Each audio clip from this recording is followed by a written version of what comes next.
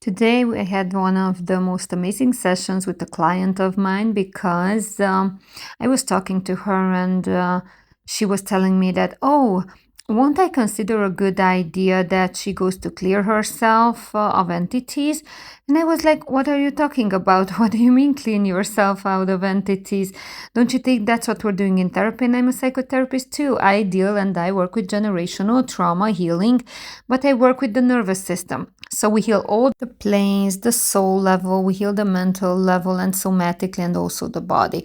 We do all kinds of healing and all of those in one session. And I was like, what do you mean you want to clear entities?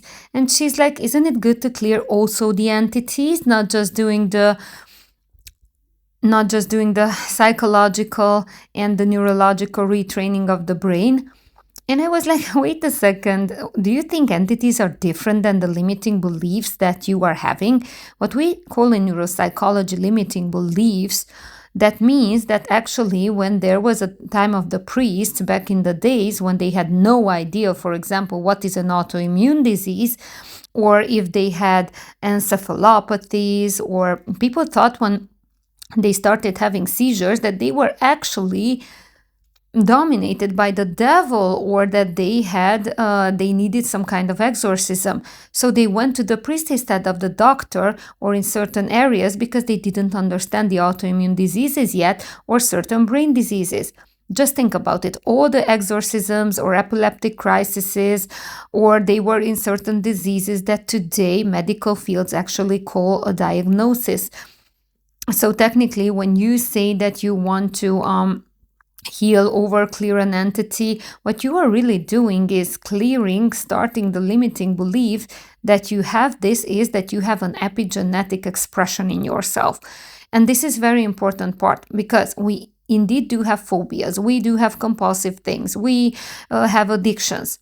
All of these come from the limiting beliefs that your ancestors experienced, and we inherited it epigenetically. And genes can cause an expression, meaning certain genes will express themselves and certain genes won't. And when this genetic expression happens, this is when what we have an altered state of consciousness, meaning someone will become, I don't know, it will take drugs, someone else can drink alcohol, someone else will do shopping, someone will have a sex addiction, and someone else will be a pedophile. So technically, all of these are altered states of consciousness with an epigenetic expression, or something does not express itself in the genes. What did priests do back in the day?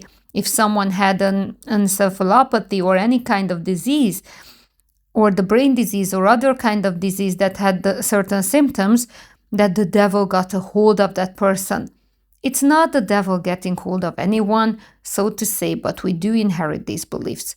So guys, if someone says it has an entity on them, it's an epigenetic expression. It gets into an altered state of consciousness where the brain actually can change the neurochemistry of the brain, and that person will act very differently. If you want to know more, follow my YouTube channel, Integrated Self, and you can